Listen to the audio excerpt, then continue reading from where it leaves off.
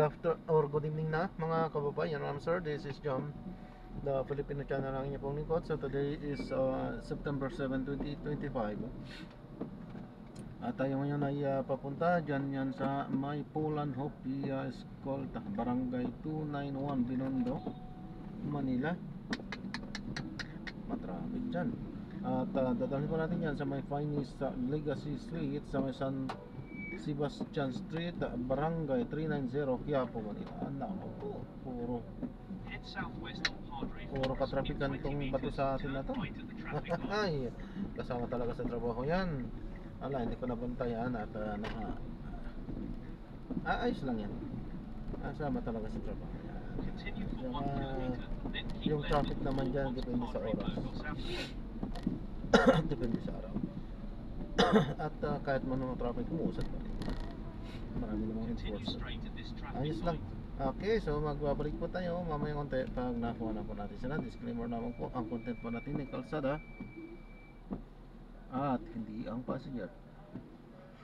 Okay, sakasakal naman po na may marinig kayo mga pangalan ng lugar, pangalan ng tao, pangalan ng organizations, government or private man yan, ay wala pong kinalaman ang channel na ito at wala pong pinapatungkulan. Lahat po ng pinag-uusapan dito ay bawang dito lamang po yan sa loob at wala pong pinapatungkulan sa labas. Ano po? Babalik po tayo mamaya ng tempo. Nakuha na po natin sila.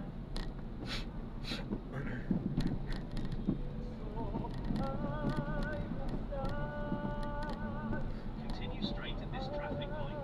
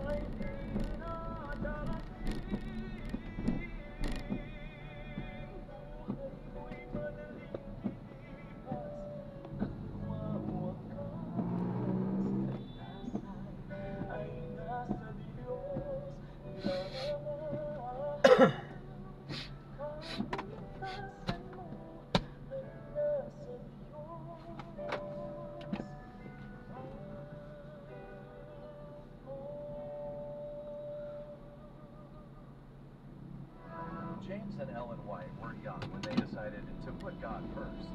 This cost them everything they had, but they didn't give up. What can we learn from James and Ellen White today that will help us put God first in our own lives?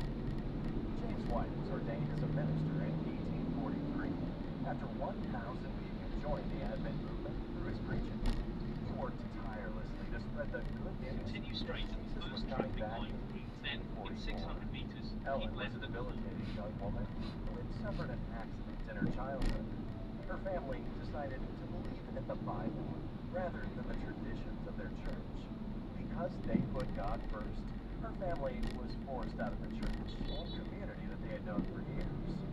James and Ellen met just after the Great Disappointment of October 22nd, 1844, and were married in 1846. Because of their commitment to the truth, the Whites did not have a home of their own for the first 6 years of their marriage, living at times with their parents or with friends. In November 1848, Ellen White was shown in a vision that James should begin to print a In paper, 300 and then it meters, would keep grow left until at the its light foot would of shine Padre around the Burgos world. Avenue. Printing was expensive and seemed impossible for them, but they decided to put God first, and the funds began to come in from the readers. Their lives were transformed. Beginning in 1849, James published The Present Truth. It became the Review and Herald in 1850. Through the sacrifice of a small group of believers, the movement that focused on the whole Bible began to grow. In 1863, the General Conference of Seventh-day Adventists was organized.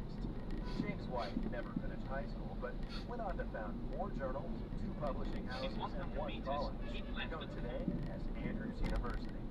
He organized a denomination, served as its leader, and published its hymnals. As a spare-time entrepreneur, he bought and sold real estate, ran Ellen White was a visionary in more ways than one. She was influential in Continue the 600 study of meters, scripture then turn and right onto strengthening Escalters. the administrative structure of the fast-growing Adventist church. But putting God first always requires sacrifices. James and Ellen White didn't give up, even when they lost their two beautiful sons to illness. James and Ellen White put God first, even when it cost them everything. Their courage inspires us today. Jesus gave up everything to redeem us, and his love compels us to put his kingdom first in our own lives. As we return the tithe and our promised offering, we are challenged to put God first.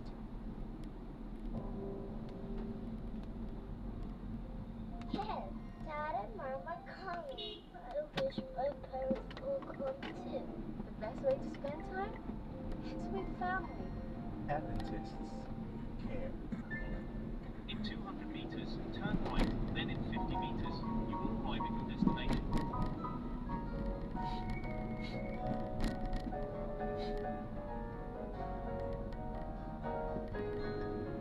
In 90 meters, turn right.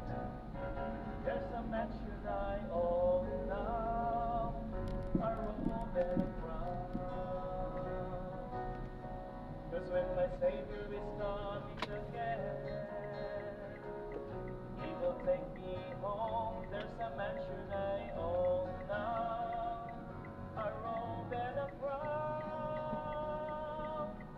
You have arrived at your destination. For my Jesus to come, I look around and see what's going Ito yata. on. Kung ako'y umaon at kayo'y may paghanda ng kalalagyan, ay muling paririto ako at kayo'y tatanggapin ko sa aking sarili. Upang kung saan ako naroon, kahiman ay ito. Nangangaon siya na ang tahanan mo ngayon ay hindi sa permanente mong tahanan. Continue straight at the first traffic light. Then, at the second traffic light, turn right. Na higit pa sa ating inaasahan. Ito'y libre, walang bayad at walang pako. Nakalaan sa mga pamilyang sumasampalataya kay Jesus at nag-iintan sa kanyang pagbabago. Saan natin ito matatagpuan? In 70 meters, turn right at the traffic Sa light. ayon sa Biblia ay makikita sa langit na bayan. Ang langit pa ay isang totoong lugar. Pwede dito papasok na kuya. Saan Sige po. naroon ang langit? Anong meron sa langit? Kung ito'y totoo, In 40 meters, your destination will be on the left. ngayon ay samahan niyo po ako upang ating alamin sa pamamagitan ng Biblia Nakadanan lang ka ang talaga dyan. katotohanan tungkol sa malalaking lugar, ang langit. At sama-sama nating idalangin na makapit natin ang magandang greenhouse Ito na po. na ito na inihahanda niya para sa ating pamilya. Salamat. Ito po naman. Ano ang katotohanan tungkol sa langit? Salamat kuya. Sige po. Ingat po. God bless po. Tunay sa isang banal na ito, nag-aaway mula sa langit. Ayon sa Apokalipsis kapitulo 21, ang talata ay 2. Passenger is sharing their At location. nakita ko ang bayang banal, ang bagong Jerusalem, na nananaw mula sa langit buhat sa Diyos, na nahahandang gaya ng isang babaeng kasintahan na naghahandang talaga sa kanyang asawa. Sino daw ang naghahanda ng luksong na ito? Ito ay ang Diyos. At sinasabi ng Biblia na ito'y inihahandang gaya ng isang babaeng kasintahan na naggaganyakan para sa asawa. Dahil gusto ng Diyos na malaman natin na siya'y talagang naghahanda para sa atin ng isang bagay na tunay at kamangha-mangha. Higit na maganda, di ka panipaniwala at kagilagilalas sa kaya nating isipin.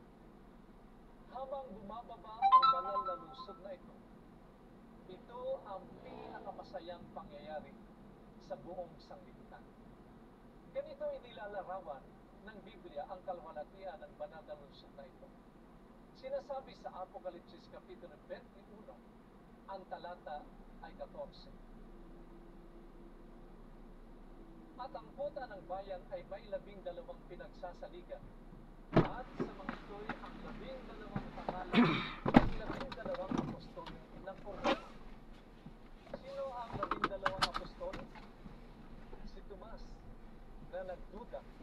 Si Pedro. Ayan, so na-drop na natin sila. Kailan. In 100 So gagawa na po natin ng separate video itong ating susunod na siya. Paalam po.